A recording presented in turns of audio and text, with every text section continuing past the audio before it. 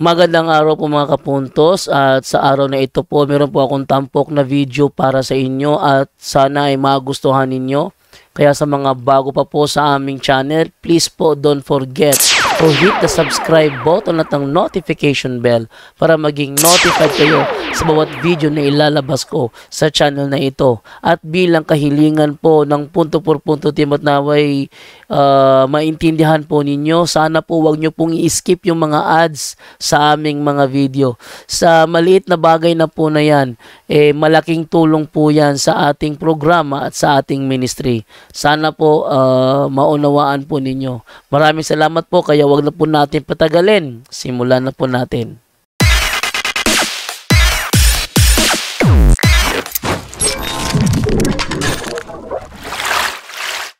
Atin muna tingnan itong ating sino sa mga na nandito para magbigay ng kanilang greetings. Okay, wala si Brother Romel at wala rin si Brother Romel.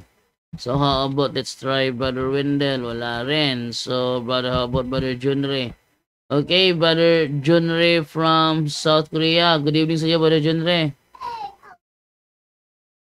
Hello, Brother Junre. Mukha yatang nag-iba ng pangalan pala si Brother Romel pala. So, naging Oppo.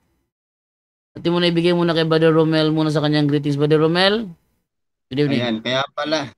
Ayan po, Brother Chando, pasensya na. Hindi pala, kaya pala nag-iba yung name ko sa ngayon. Okay, yan, good evening po, Brother Jando ng Bohol, at good evening din po sa lahat ng mga kapatid at mga kaibigan natin ngayon na nakasubaybay sa ating live Facebook at YouTube. Ayan, shoutout din po sa lahat ng mga kapatid natin dito po sa Katotohanan ay ating pag-usapan.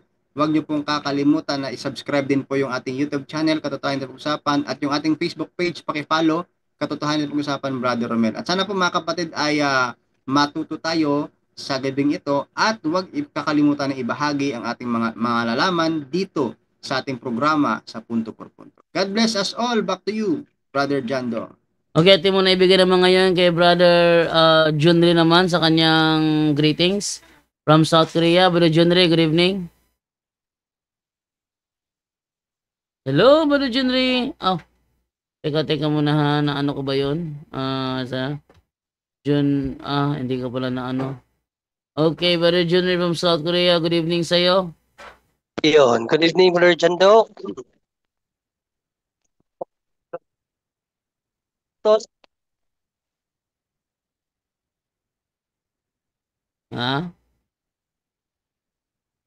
Napuputol yung ano ni Junre? Brother Junre? Mukhang napuputol yung audio mo, bro. Hindi gaano marinig. So, sige lang. Ito na lang. Hello. Ayun. Nawawala audio mo, bro. Bakit ganun? Kabibili ko lang ng headset Parang na-scam na naman ako So, yan, isang pinagpalang gabi sa ating lahat. God bless po sa ating lahat. Sana po, pasalin niyo po ako sa mga panalangin niyo kasi hanggang ngayon hindi pa rin po tayo okay. Nagkatrabaho pa rin po tayo kahit hindi maganda yung katawan. Uy. Pero, gayon pa man mga kapatid, patuloy pa rin sa pag-aaral sa salita ng Diyos. And God bless. So, back to you, Bajando. Loko ano mangyari sa'yo, Brother Junre, Atin naman, ano naman ngayon tinatin ko na dyan na ba si Brother Romer? Wala pa si Brother Romer. So atin na ibigay ng Brother Angel Santos sa kanyang greetings and gospel reflection. Brother Angel Santos from Japan, good evening. Amen. Praise the Lord. Muli isang pinagpalang umaga, hapong, gabi, saan man solo kayo ng mundo nang nararating ng punto por punto. Salamat po sa Diyos, nagkasama-sama naman po tayo muli para sa isa namang gabi na banal na pag-aaral ng salita ng Diyos, para po ito sa ating kaligtasan po. Muli, paalala ng ating Panginoon sa Kristo, gabi-gabi pinapaalalahan po tayo, sa 1:12:48, sa huling araw ng buhay natin. Sabi niya, ang salita ko ang hahatol sa inyo, So, isa sa mga salita niya, no, pagpapaalala po sa ating lahat, kasama na po ako doon, ha. Baka sabihin naman ng iba, ikaw ba hindi nagkakasala, ikaw ba hindi po. Lahat po tayo, kahit mga pare, bishop, even pope, no, kaya nga nagko-confess pa rin si Pope Francis. So, ang mga tao, kaya lang, anong pagkakaiba doon, no? Ang pagkakaiba, kapag nagkasala ka, hindi wag ka magtuloy-tuloy, no? Balik ka kaagad, no? Kapag Kristiyano ka ng totoo, totoong gustong maligtas, yes, nagkakasala, but hindi mo na dapat ituloy yon, no? I-confess mo kagad at wag nang balikan. Yun ang pagkakaiba nun, no? So, paalala po ng ating Panginoon Kristo, gabi-gabi, isa lang, magbibigay tayo ng isa sa mga batas niya, sa mga utos niya. Ang sabi niya sa Mateo 5, no, 8, sabi niya rito, mapalad ang mga may malinis na puso, sapagkat makikita nila ang Diyos. Ayun, napakasarap pakinggan po, no? Napakalinaw ng sinabi niya. Sino yung mapalad? Yung mga may malinis na puso. Makikita mo ang Diyos, maliligtas ka. Tanong, no? Malinis na ba ang puso mo kapag humarap ka na sa Diyos? No? Yun nga lang, yun ang tanong. Gaano na ba kalinis ang puso mo ngayon? No? So, puno ba ng pagmamahal yan o puno ng kaaway, no? So, nasa iyo yan, no? Pupunuin mo ba ng pagmamahal ang puso mo o pupunuin mo ng kaaway imbis na pagmamahal, no? So sabi ni Jesus mismo sa bibig niya, malinis ang puso daw, sila yung makakakita mismo sa Diyos. Makikita pala natin ng Diyos kapag malinis ang puso natin, no? Paalala lang po sa atin lahat 'yan. Ngayon dumako na po tayo sa Ebanghelyo, which is isa sa siyempre, no, yung pinakamahalaga actually, no, sa portion ng punto por punto. Ito po yung ayon kay San Marcos, chapter 3, verse 7 hanggang 12 po, no? 7 to 12. Sa mga hindi po nakapagsimba kanina, no? Nandito po yung Ebanghelyo, pag nilayan po natin, makinig ang may pandinig. Umalis si Jesus at ang kanyang mga alagad at nagpunta sa tabi ng lawa. Sinundan siya ng maraming tao buhat sa Galilea. Nagdatingan din naman ang napakaraming tao mula sa Judea, sa Jerusalem, sa Idumea, sa ibayo ng Hordan, at sa palibot ng Tiro at Sidon, nang mabalitaan nila ang lahat ng ginawa ni Jesus. Nagpahanda si Jesus sa kanyang mga alagad ng isang bangkang magagamit niya upang hindi siya maipit ng mga taong dumaragsa. Marami na siyang pinagaling, kaya't pinagdumugan siya ng lahat ng may sakit upang mahipo man lamang nila. Bawat inaalihan ng masasamang espiritu na makakita sa kanya ay nagpapatira pa sa harapan niya at sumisigaw, "Ikaw ang anak ng Diyos." At mahigpit silang pinagbawalan ni Jesus. Ayaw niyang ipasabi kung sino siya.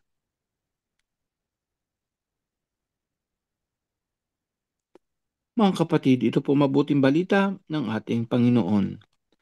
Pinupuri ka namin, Panginoong Heso Kristo. Ayan, no, konti pagninilay lamang po, no? So, umpisa natin sa pagninilay, no? Tatanungin ko po kayo, bakit ba kayo laging nanonood o nakikinig sa punto por punto? Please comment down below, no? So, ano pong reason bakit kayo lagi dito? Ang iba lagi number 1 pa. So, ano ba talaga reason, no? Bakit kayo lagi nakikinig sa punto por punto? Naalala ko si Father Bobby, ano sabi niya na in love, nakaka-inlove pala. Sabi niya, ang salita ng Diyos, hindi addict. So, nakaka-addict o nakaka-inlove ang salita ng Diyos, no? So, maraming mga dahilan, no?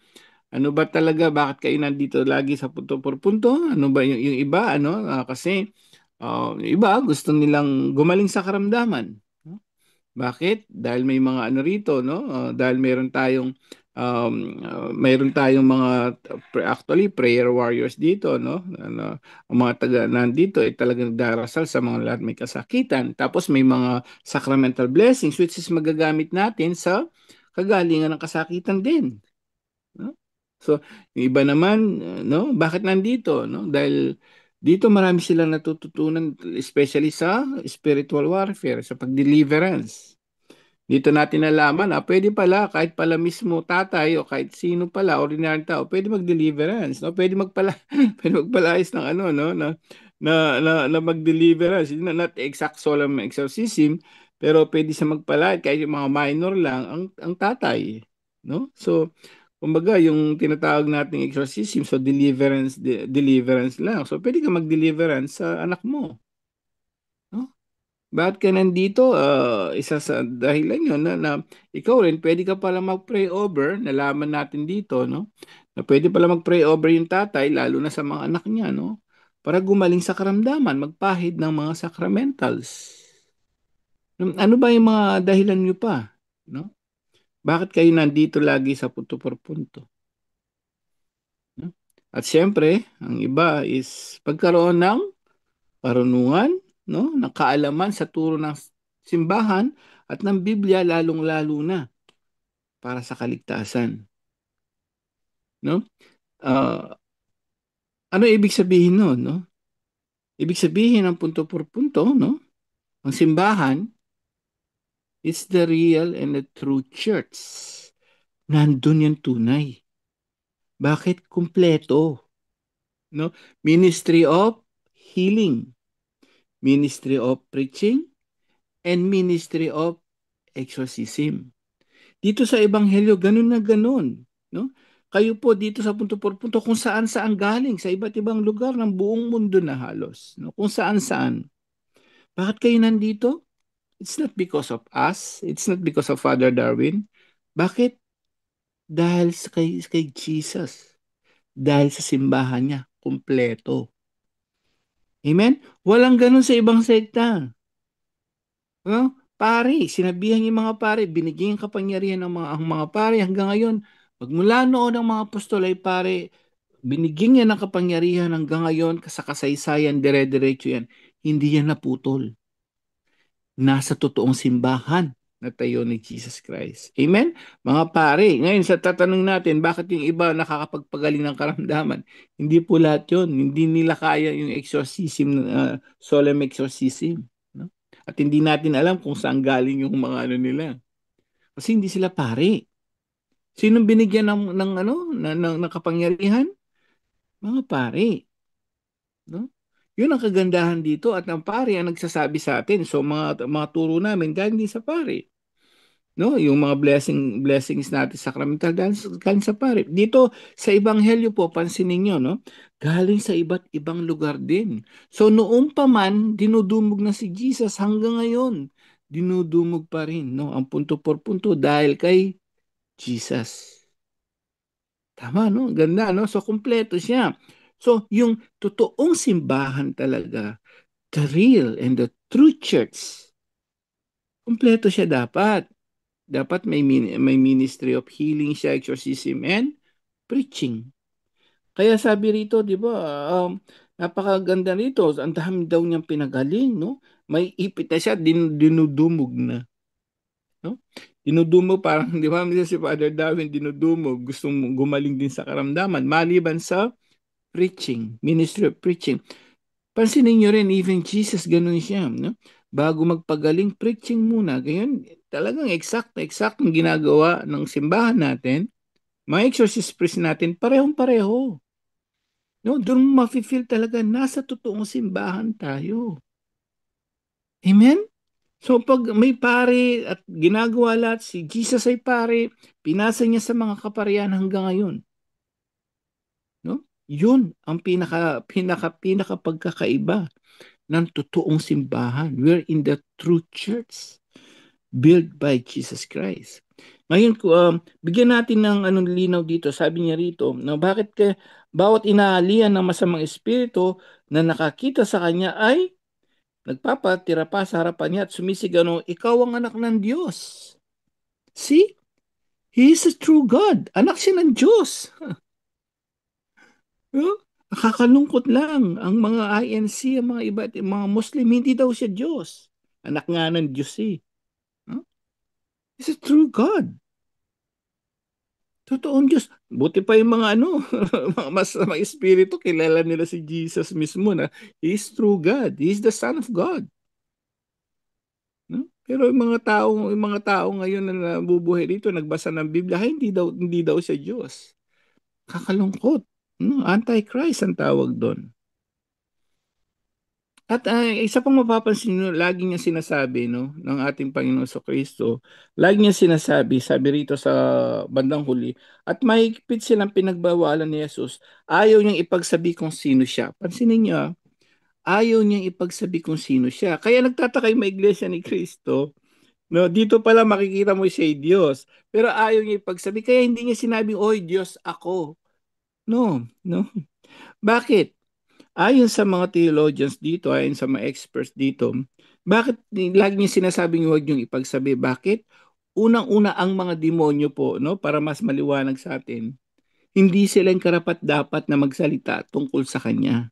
Kaya lagi niyang hinihinto sila pagka, huy, anak ka ng Diyos, ay, huwag mo ipagsabihan. Bakit? Hindi sila karapat-dapat daw, sabi na simbahan yan. Kaya lagi niyang pinipigilan yung mga demonyo magsalita noon. They are not the proper, no, person o spirit na magsabi noon. Sino magsasabi noon? At pangalawa, hindi pa tamang orasyon. Kaya pansinin niyo, ang nagsabing siya ay Diyos, sino?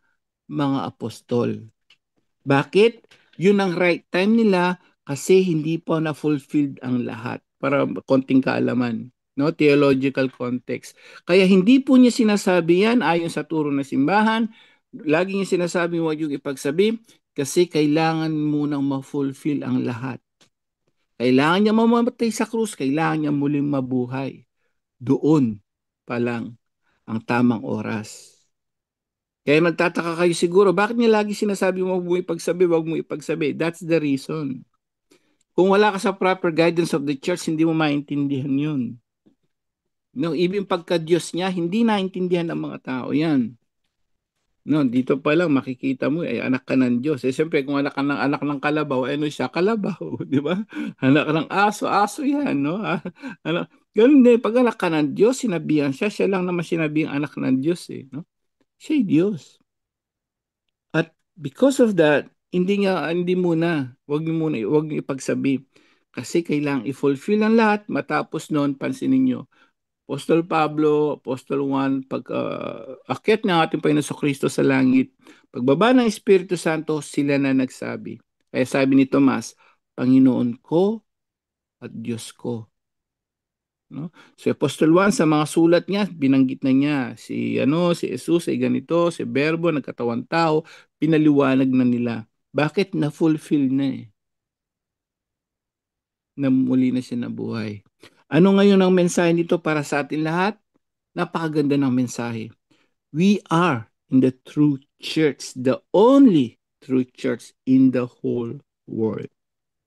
Amen? Sarap pakinggan, no? But of course, may paalala din po sa atin lahat. Hindi dahil nasa true church na tayo, tama na yon. No. May gagawin pa tayo. No? Anong gagawin natin bandang huli? Tama, nasa true church na tayo. At ang bandang huli na lang, isa na lang gagawin natin.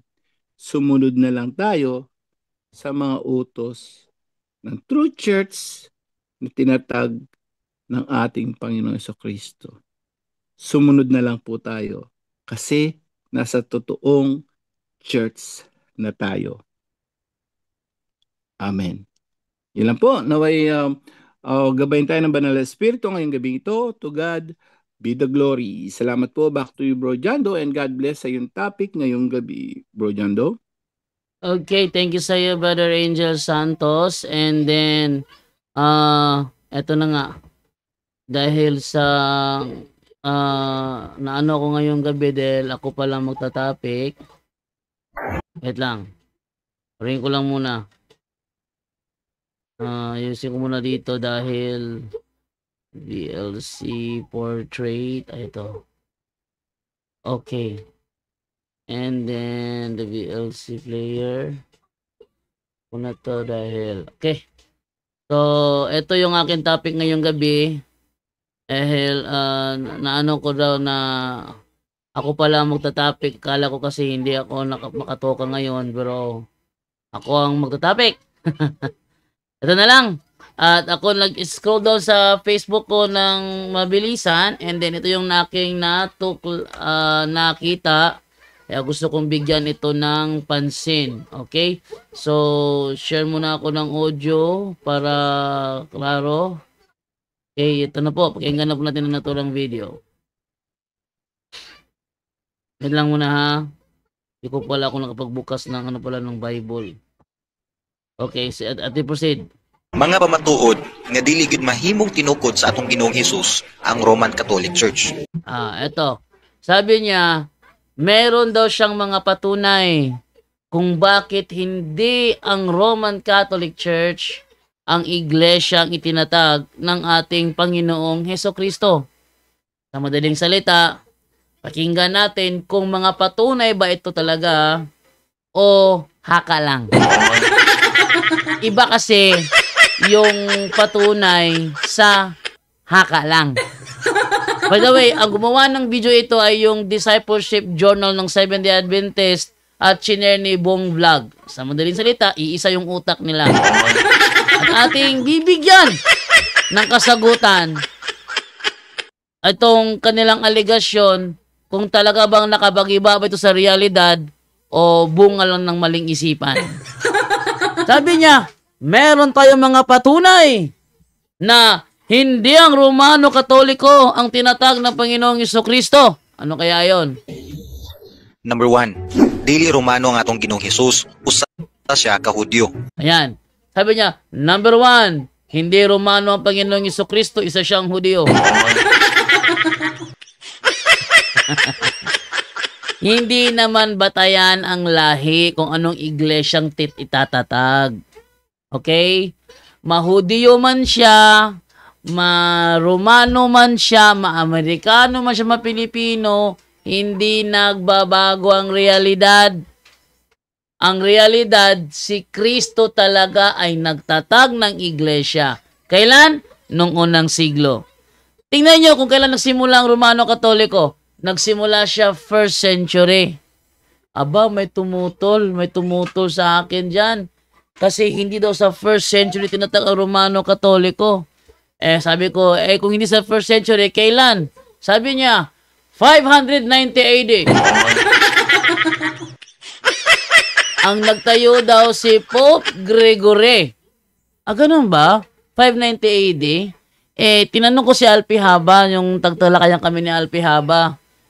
Sino yung Pope Damaso na siyang nag-utos kay Saint Jerome na i-translate ang Bible into Latin? Anong sagot ni Alpihaba? Kasamahan nyo.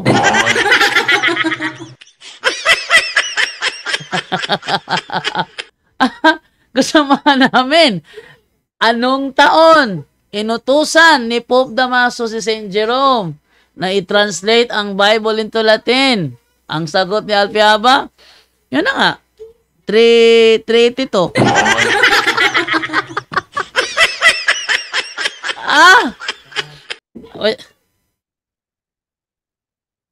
382.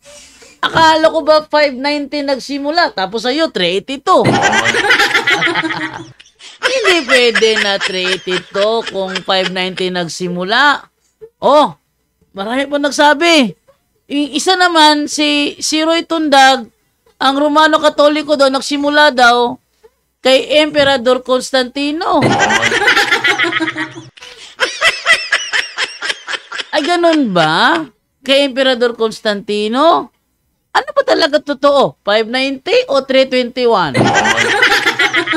Yan ang hirap. Kapag pilit tinatakasan ang problema, napupunta sa kung saan-saan. Ang realidad ay realidad. Ang Katoliko, siya rin ang Romano Katoliko.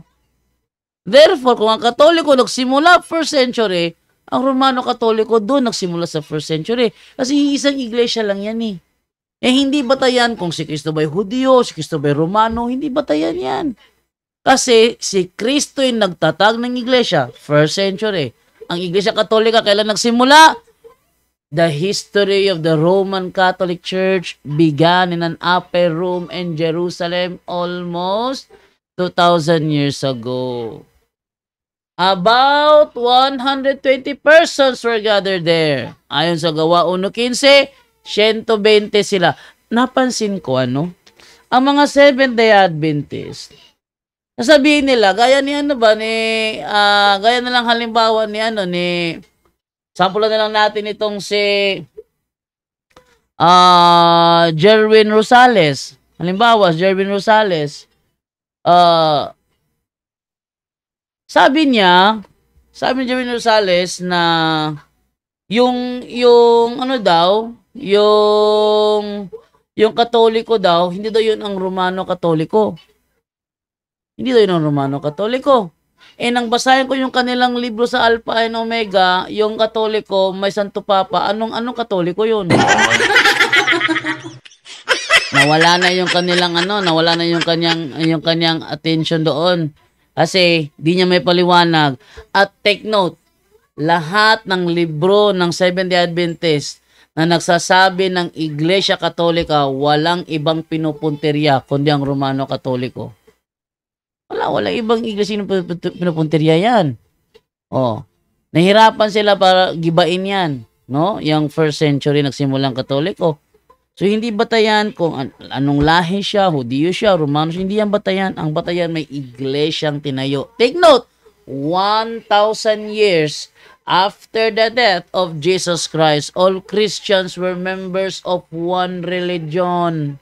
1,000 years after the death, yung 321, bahagi yun ng 1,000 years. Yung 590, bahagi yun ng 1,000 years. Therefore, yung sinasabi nilang 590, 321, isang iglesia lang yan. Yun ang Iglesia Katolika na kayon kilala sa Romano Katoliko. Etong number 1 niya, basag. Next.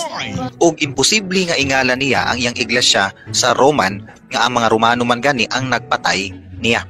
Ayan. Imposible daw na ibigay niya ang pangalang Roman. Well, sa katuruan ng Iglesia Katolika, hindi naman si Kristo naglagay ng Roman. Sa katuruan ng Iglesia Katolika, sabi ni Kristo, ano man ang ipahintulot nyo sa lupa, ipapahintulot ko sa langit. Kaya ang Iglesia Katolika binigyan ng authority na magpahintulot at nang nilagyan ng Roman ang pangalan. Sabi ni Kristo, ipapahintulot ko yan sa langit. Kaya walang magawang Seventh-day Adventist dito. Di ba? Yung atake nila, itong atake na ito, hindi ito batay sa ating katuruan, kundi batay lang sa mindset nilang mali. Next. Importante ang pangalan sa usa ka iglesia. Tungod kay pinaagi niini, makakuha tawag ideya kung kinsa ang founder niini. Ay, importante daw ang pangalan ng iglesia. Dahil sa magitan ng pangalan, malalaman din na sino ang founder. Tingnan nyo, nang dahil sa pangalan Iglesia ni Kristo, kayo ba yan? Inaangkin ng mga ministro ni Manalo. Sila yung iglesia. Kung makabasa lang, sangayon ka ba na sa Galatia 1:22 ang nakalagay dyan, Iglesia ni Kristo.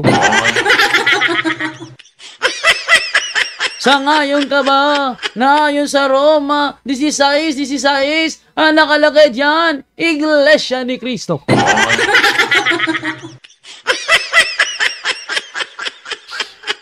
Na ayon sa Lamsa Translation, Gawa 20:28, sangayon ka ba na nakalagay dyan, Iglesia ni Kristo. Kaya sa debate ni Ramil Parba at ni Brother Darwin, nagtanong si Brother Darwin, kayo ba ang Iglesia ni Kristo na nasa Bible? Ang sagot nila, kami.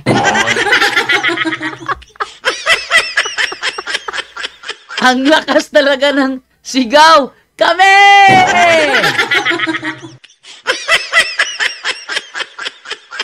Pero lahat ng sumigaw na yon, sinampal ng kanilang pasugo mismo.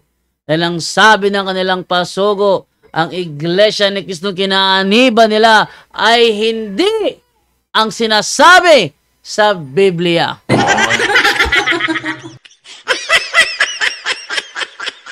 Tingnan nyo, dami. Iglesia ng Diyos ginagamit. Di naman yan ang official name, pero maraming gumagamit. Bakit? Nasa Bible. Kaya sa debate, hindi batayan. Hindi batayan ang pangalan na mababasa sa Bible ay tunay ka na.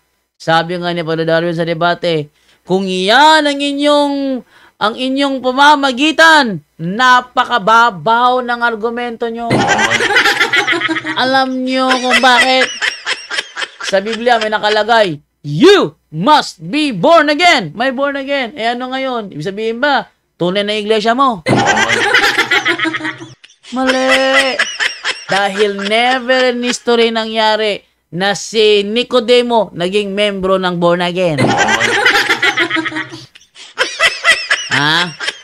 Never in history nangyari na ang mga apostol naging membro ng born again. Katunayan, ng mga namatay sila, walang ni isa mang born again na naglibing sa kanila.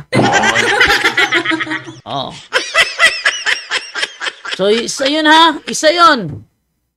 Hindi batayan ng pangalan. Tingnan mo, may nakabasa Iglesia ni Cristo, agawan sila. Yung Mormons, Iglesia ni Cristo din yun. Ano yun? Church of Jesus Christ in Latter-day Saints. Iglesia ni Cristo rin. Meron ding Iglesia ni Cristo na naka-encounter ko na naniniwala mo sila si Cristo ay Diyos, pero sila ay hindi gumagamit ng musika, ng instrumento.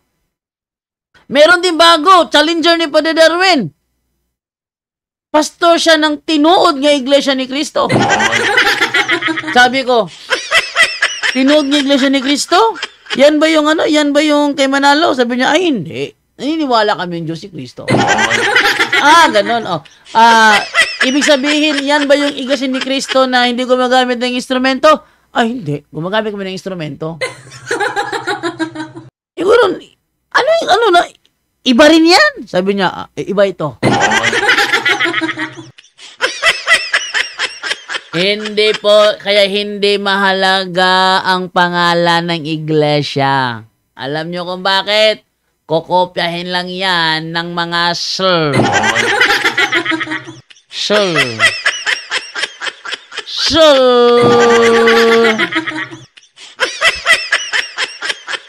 Kokopyahin lang nila yan. Tapos sasabihin, etong aming iglesia. Nasa Bible siya. Hindi batayan ng pangalan. Next. Ug unsa sila nga klase nga pundok usab. Kung Roman Catholic Church ang pangalan sa ilang pundok, pasabot nga taga Roma ang ilahang founder ug dako kini og koneksyon sa Roma. Taka. Pataka. Disciple John nagapataka. Kadyo kang istorya. Sabi niya, pag nilagyan daw ng Roman sa pangalan, ibig sabihin, taga-Roma ang kanyang founder.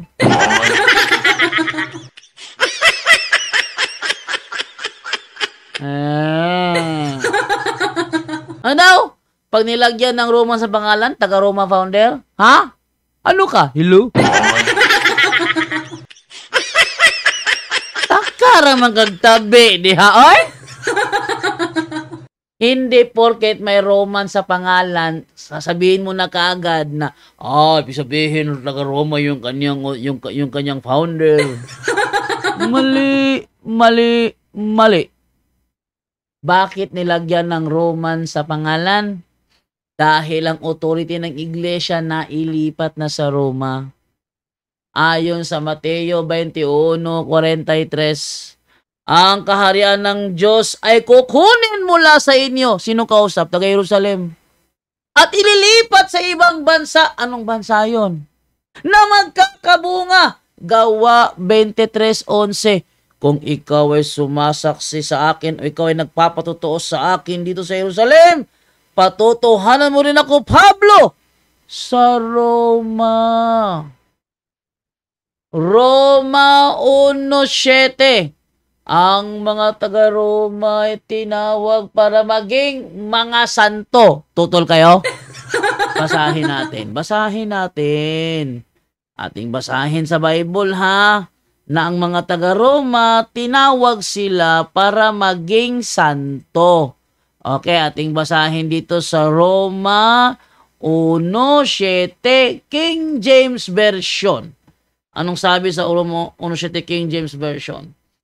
To all that be in Rome, beloved of God, called to be saints. Ang mga Sabadista, itong mga Sabadingding na ito, nag-aangkin ding tunay sila. Iyang tanong, sinong santo nyo? Ang mga born again, nag-aangkin din. Sila daw yung born again. Sinong santo nyo? Sabi dito, to all that be in Rome, beloved of God, called to be saints. Punta kayo sa Roma. Sa Roma tayo. Marami bang santo sa Roma? The answer is yes. Ang mga naging santo ba sa Roma, membro ng SDA? No. Ang mga naging santo ba sa Roma, membro ng born again? No.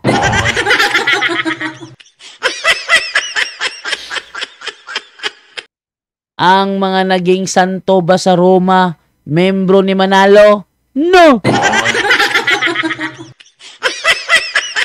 Ang mga naging santo ba sa Roma, membro ba ni Soriano?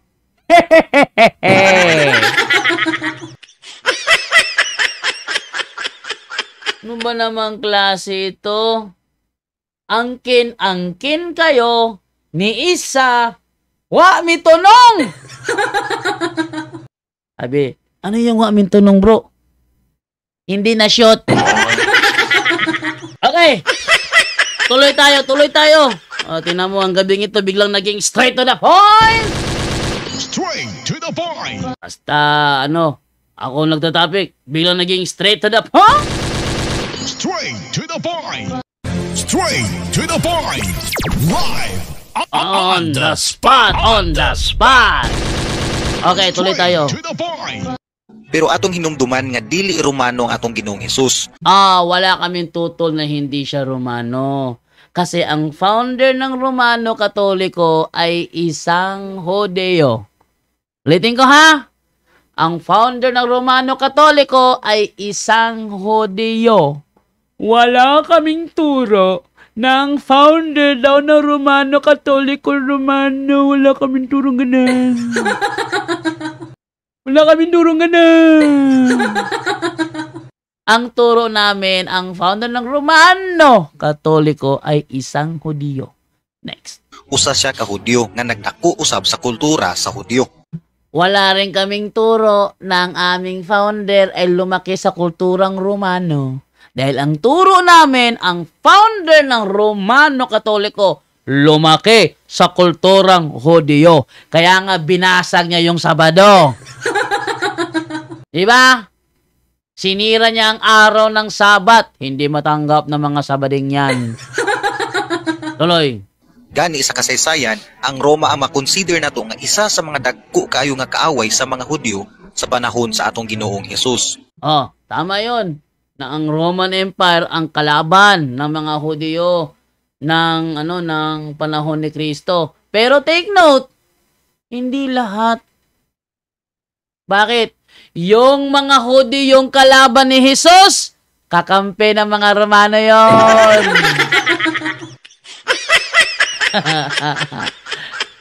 Si Pilato, sabi ni Pilato, anong kasalanan ng taong ito? Wala akong nakitang sala sa kanya. Mas magandang palayain ko na lang siya. Sabi ng mga Hudyo, pag pinalaya mo yan, isusumbong ka namin sa emperador. Hindi ba? Wait lang. Sabi ni Pilato, wait lang. Teka ha. Saglit lang ha. Ba't nyo ko isusumbong? Hindi ba siya yung hari ng mga Hudyo? Sabi ng mga Hudyo, nagkakamali ka, Pilato, sapagkat ang aming kinikilalang hari, hayang! Sino? Sino ang kinikilalang hari ng mga Hudyo? Si Jesus ba? Lelang nyo! Sinong kinikilala ng mga Hudyo na kanilang hari? Ang emperador ng Roma. Sasabihin mo, kalaban nyo?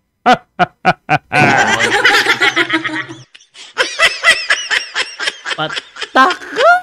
Ayun mugtabi. Ito sinasabi ko sa inyo, ano?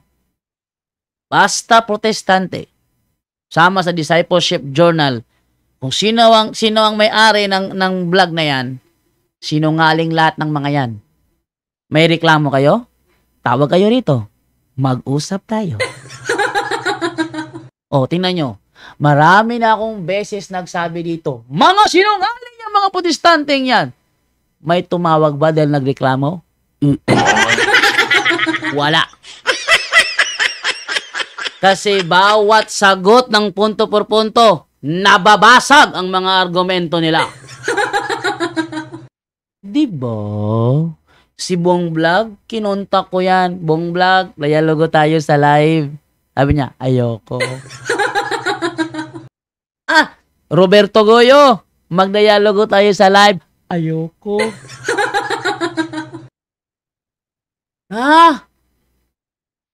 Roy, sino? Si Jason Torno. Jason Torno. Magdialogo tayo sa live. Ayoko. Saka na ako lalaban pag tinanggap mo yung challenge ko. Anong challenge mo? Patunayan mo na yung mga iniisip ko, yun ang katuruan ninyo.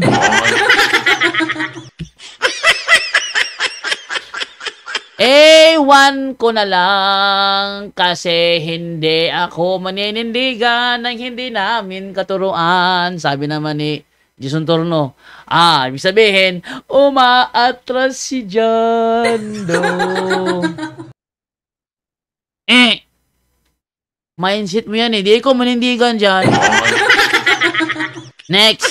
Ang nagpapatay kang John the Baptist, leader sa Roma. Ang nagpapatay daw kay John the Baptist, leader sa Roma. Hoy! Si Herodes, hindi yan leader ng Roma. Patakaraman ka. I-search mo nga, si Herodes ba, na pumatay kay John the Baptist, leader ba ng Roma? Ang sagot, hindi. Takalaw.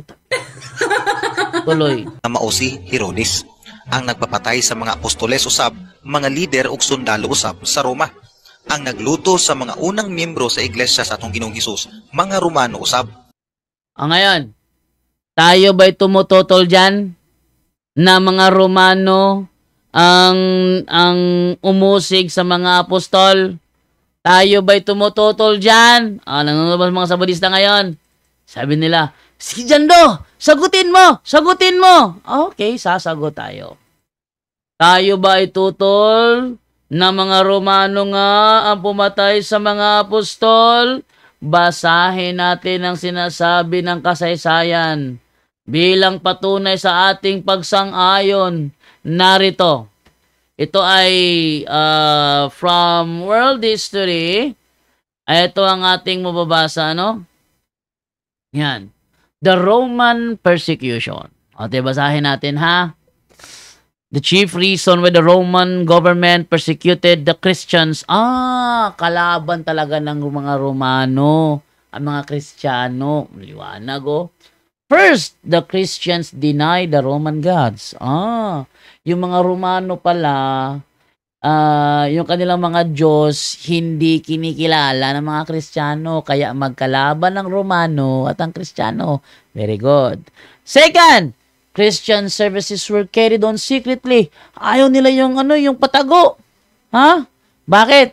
Sa paniniwala ng mga Romano na it was even said that the believers in their ceremonies killed children and ate their flesh. Iniwala nila na sa mga seremonya ng Kristiyano, pumapatay sila ng mga bata para kainin ang kanilang laman. 3. The principal reason why the Roman state tried to crush the church was a political one. The Roman government oppressed the people and ruled by force. Such a government cannot permit an organization like the Catholic Church to exist. Ang mga Kristiyano pala na kinalaban ng mga Romano ay mga Katoliko. Katoliko pala sila. Ngayon, itong mga Katoliko na ito na kinalaban nila, ito ba ay merong Santo Papa? Basahin natin sa kanilang Alpha and Omega, Volume 8. Ano yung Catholic Church? Catholic Church, a universal Christian church whose doctrinal base was formed by the absorption of Greek philosophy and neighboring religions into the views held by the Apostolic Church. Canonically, the Catholic Church developed into a strictly hierarchical system with a Pope. Ano daw? With a Pope. Straight to the point. Arins Summit. So, ang Catholic Church pala, nakalaban ng mga Romano, ay may Santo Papa. Kaya pala maraming Santo Papa ang na-persecute nung panahon ng Roman persecution. Oh. Hindi yun, ano? Meron ba akong noon? Meron ba akong noon kopya noon? Yung mga Santo Papa na pinapapatay noong panahon ng Roman persecution. Dami kong kopya noon eh. Double check ko lang kung meron ba akong screenshot noon para may pakita ko sa inyo. Double check ko lang ha. May screenshot ba ako noon? Kasi akong kopya noon eh. Double check ko lang dito. Kung may kopya ako. Ito. Ito. Pwede natin to. Yan. Ito. Yan yan. Europe before modern times, page 182. The Christians were blamed for the burning of the city and for the unspeakable crimes. Saints Peter, Paul, and Andrew were among those martyred in this period. Number 2, Domitian, AD 95 to 96, persecuted the Christians. At this time, Saint John suffered for the faith and was banished to the island of Patmos. Oo. Trajan, number 3, Trajan, AD 106 to 117, decreed that the Christians were not to be sought out, but if denounced, they were to be made to sacrifice, offer incense to the emperor. These orders were given in the famous letter to Pliny, the governor of Bithynia. Among the martyrs of this time were Clement of Rome. Sino si Clement of Rome? Pope Clement. Pope Clement. Evaristus. Sino si Evaristus? Pope Evaristus yan. And Alexander, all popes. Sino ang Katolikong mga Kristiyano na kalaban ng Romano? Mga Romano Katoliko yun, ano ba kayo?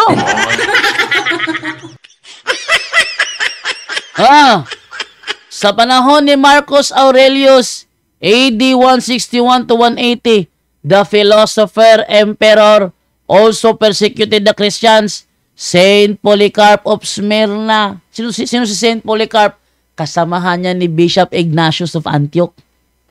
Mga estudyante sila ni Apostol Juan, yung tinapon sa sa Patmos. Justin the Martyr and Cecilia were put to death. Ito yung binasa ko doon sa sa libro ng Seventh-day Adventist. Si Saint Cecilia pinatay ng tinaga ng palakol sa leeg.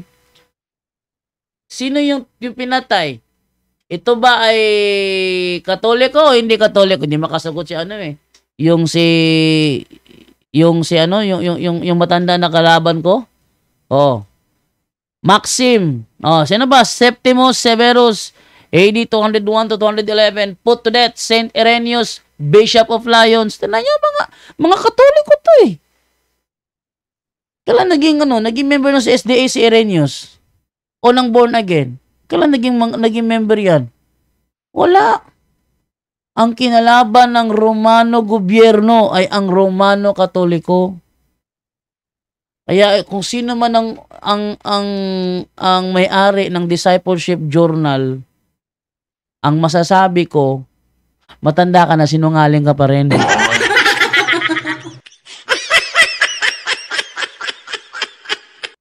Sino nga ang tatay ng mga sinungaling? 1:44, basahin nyo. Tapos sa mga SDA, nangangarap mga SDA, pabalikin daw ako sa SDA. Never. Ever mangyayari na ako babalik sa SDA kasi yung mga SDA, mga sinungaling ang mga yon. Ang may reklamo, tawag kayo rito, magsubukan tayo. Open ako po talakayan. Tumawag kayo, magsubukan tayo. Oh? Nangangalahati pa lang ako ng ating episode na ito. 8:58 na. So, sabihin, yung karugtong nito, talakayan ko na lang sa straight to the point. Straight to the point. Kasi, pag inubos ko pa itong talakayin, wala nang matitiras tanungan. Mahaba-haba to eh. 1 minute and 14 seconds pa nagamit ko. At si Divine inaantok na siya. Kaya ibigay ko muna sa tanungan portion para magtanungan muna kayo habang patutulugin ko muna si Divine. Okay, so tingnan natin to. Ano natin dito?